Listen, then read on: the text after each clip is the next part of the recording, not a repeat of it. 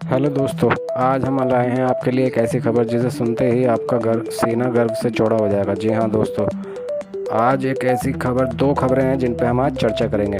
ठीक है दोस्तों, तो पहली खबर सुनने से पहले मैं जो आपको बताने जा रहा हूँ, ये एक ऐसी दो क्राफ्ट के नाम हैं जो आपको आगे वीडियो में जब मैं बोलूँगा तो आपको ये समझ आ जाएंगे। ठीक है ना। एक है मरीन वेरिएंट जो हम रूस से लेंगे 33 पानी वाले शिप, मतलब कि मरीन वेरिएंट वो होते हैं। और एक है वर्टिकल लेफ्ट एक फाइटर प्लेन है जो उस मरीन पे से बगैर रनवे के उड़ेगा, मतलब जहाँ जैसे हेलीकॉप्टर उड़ता है ना उस तरह से उड़ेगा। तो आप इन दोनों चीज़ों का ध्यान रखिएगा, एंड में इनका जिक्र होगा।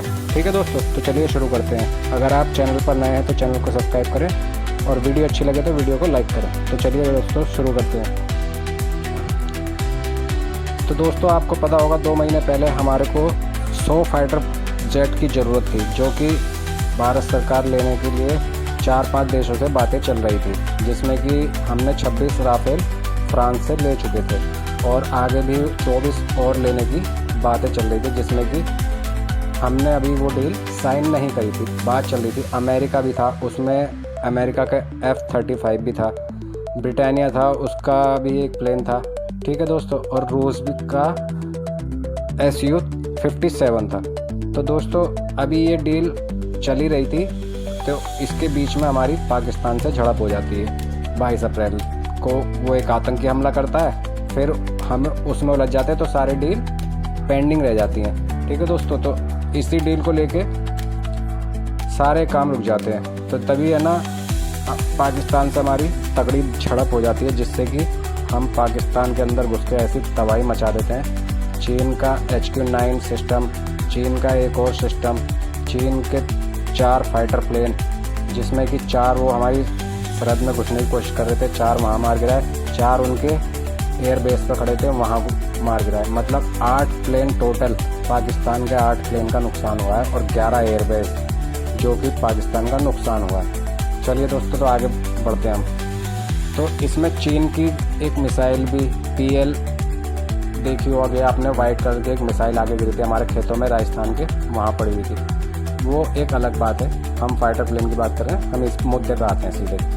तो दोस्तों जब हमारी ये झड़प हुई, 3-4 दिन हमारी झड़प चली, और इसमें हमें ये पता लगा कि कौन सा देश हमारा दोस्त है और कौन सा हमारे खिलाफ है। इस चीज़ को लेकर भारत सरकार बहुत ही गुस्से में थी, लेकिन हमारे भारत सरकार के PM जो है ना, वो इस तरह के हैं, शांत स्वभाव के, किसी से कुछ बोलना नहीं, बस करके दिखाना।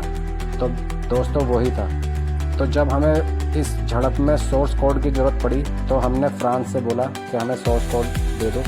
तो उन्होंने क्या कहा, उन्होंने कहा कि हमारी लाइफ टाइम की मेहनत है और हमारी सिक्योरिटी का भी पर्पज़ है, इस वजह से हम सोर्स कोड नहीं दे सकते। तो भारत ने कुछ नहीं बोला, ठीक है आप नहीं दोगे कोई बात नहीं। सोर्स कोड वो होता है दोस्तों कि जिससे कि अगर सामने वाले की टेक्नोलॉजी है, उसका एक सोर्स कोड होता है, जिससे कि हम अपने हथियार उस फाइटर जेट में ना इंस्टॉल कर सकते हैं अच्छी तरह से, अपने फाइटर जेट अपनी तरीके से।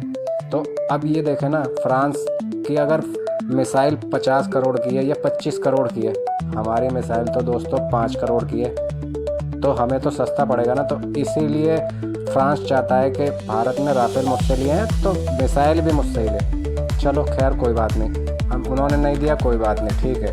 फिर हम इसी बीच में बात हमारी फ्रांस से, ब्रिटानिया से भी थी, अमेरिका से भी थी, लेकिन जिस तरह पाकिस्तान की झड़प में अमेरिका ने रिएक्ट करा, कभी कुछ कभी कुछ कभी कुछ, सीज़ फायर पे कुछ, सीज़ फायर पे फिर कुछ, फिर एप्पल के उससे कुछ, इस चीज़ से ना भारत सरकार को बहुत ही दिमाग में वो बात बैठ गई कि हाँ ये हमारा दोस्त कभी नहीं हो सकता, ये सिर्फ एक दिखावा करता है। तो भारत सरकार को समझ में आ गया। तभी रूस की तरफ से हमें ऑफ़र आता है S-500 डिफेंस सिस्टम का। दोस्तों आपको हाल ही में याद होगा जब पाकिस्तान से झड़प हुई थी, तो S-400 ने हमारा रक्षा कवच ऐसा बना दिया, आकाश डिफेंस सिस्टम, रक्षा कवच एक हमारा पूरा जो हमारे देसी डिफेंस सिस्टम है, उन्होंने भी बहुत ही अच्छा किरदार निभाया, जो कि रूस का S-400 के साथ मिलकर हमारी शक्ति डबल हो गई। उसमें चीन को सबसे ज़्यादा मिर्चें लगी। चीन, क्योंकि हमारा मेन जो कॉन्फ्लिक्ट है ना वो चीन से ही है दोस्तों। हमारा पाकिस्तान के पीछे चीन ही खड़ा था और चीन ने ही पाकिस्तान को सहारा लगाया था। जी हाँ दोस्तों, चीन का बच्चा है पाकिस्तान। वो खुद चाहता है कि भारत से लड़ाई होती रहे। क्यों? क्योंकि भारत की इकोनॉमी डाउन हो। चीन ये चाहता है कि भारत जिस तरह से मेक इन इंडिया बनता चला जा रहा है, मैन्युफैक्चर हब होता चला जा रहा है, इस चक्कर में चीन को बहुत, चीन, अमेरिका, फ्रांस, इटली ने भी अपना चेहरा दिखा दिया दोस्तों। इटली ने हाल ही में, यूरोपियन यूनियन ने अभी जब मीटिंग चल रही थी तो ये सब देश एक साथ खड़े हो गए। तो रूस की तरफ से जब हमें ऑफर आया तो उनके जो विदेश मंत्री थे वो यहाँ पर डिफेंस जो सिस्टम का देख रेख है, डिफेंस के ऑफिसर, वो सब डील के लिए भारत आए हुए थे। अभी परसों पहले दिन की बात है दोस्तों। तो इस डील के ऊपर क्या हुआ क्या नहीं ये किसी को कुछ नहीं पता, क्योंकि सब अंदर मीटिंग में जो बात होती है वो बाहर नहीं आती है जब तक डील फाइनल नहीं होती। उसी डील के चक्कर में आए हुए थे। तो जो भी बात हुई हमें यहाँ पता नहीं लगा। ठीक है दोस्तों। तो परसों अजीत डोभाल जी जाते हैं रूस के दौरे पे। अब हमने सबने यही लग रहा था कि SU-57 की डील होगी तो फाइनल हो जाएगी। SU-57 की डील फाइनल करने जा रहे हैं सर। हमें ये नहीं पता था, जब वहाँ पर से फ़ोटो वायरल हुए, रूस ने जब अपने हैंडल से फ़ोटो वायरल करे, तब ये इंडिया में खुशी की लहर दौड़ गई दोस्तों। उनका कार्गो प्लेन में जब 5 फाइटर प्लेन SU-57 लोड करे गए, तब वो लोड करते की पिक्चर वायरल हुई। तब जाके हमें यहाँ पता लगा कि डील फाइनल हो गई है। और हाल ही में दोस्तों कोई भी देश हो एकदम से फाइटर प्लेन नहीं देगा। हाल लगते लगते कम से कम 5 साल लग जाते हैं फाइटर प्लेन में। लेकिन रूस ने यहाँ भी दोस्ती का अच्छे से मुजाहरा करते हुए, और नवंबर में ही, इसी साल 2025 में ही नवंबर में ही 19 फाइटर प्लेन और आएंगे, जिसमें कि 5 आ गए हैं और 19 फाइटर प्लेन और आएंगे, जो कि रूस हमें नवंबर में ही दे देंगे।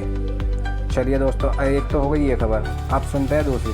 जैसे ही वो यहाँ पर आए, फाइटर प्लेन उतरे, 4 फाइटर प्लेन पूरे तैयार, जो हमारी एयरफोर्स में तुरंत बिल्कुल जाते ही तैयार है एयरफोर्स में। और एक फाइटर प्लेन में अपने सोर्स कोड उन्होंने पूरी टेक्नोलॉजी भेजी है अपनी, जिससे कि हम अपने ब्रह्मोस और दूसरी मिसाइलें जो हैं, क्रूज़ मिसाइलें, वो सब लगा सकते हैं। ठीक है दोस्तों, तो आगे चलते हैं दूसरी खबर पे। अब डोभाल सर है ना, अजीत डोभाल जी दोबारा परसों फिर रूस के दौरे पे जा रहे हैं। वो किस लिए? S-500 के लिए, जो कि डिफेंस सिस्टम है रूस का माना हुआ। पूरी दुनिया के अंदर वो नंबर 1 डिफेंस सिस्टम है S-500। जी हाँ दोस्तों, सबसे तगड़ा एयर डिफेंस सिस्टम। और रूस से हमारी 3 शर्तों तो हुई है। एक तो उनकी टेक्नोलॉजी, वो पूरी टेक्नोलॉजी देंगे रूस की तरफ से।